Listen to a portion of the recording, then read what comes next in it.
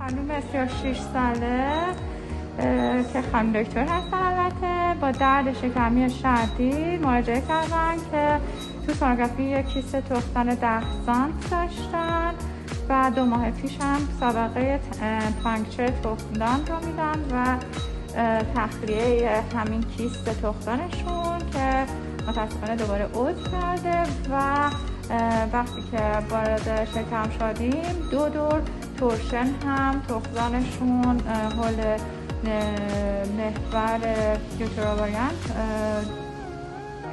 چرخیده بود و الان داریم جدار این کیست رو کامل خارج میکنیم که دیگه عود نکنه.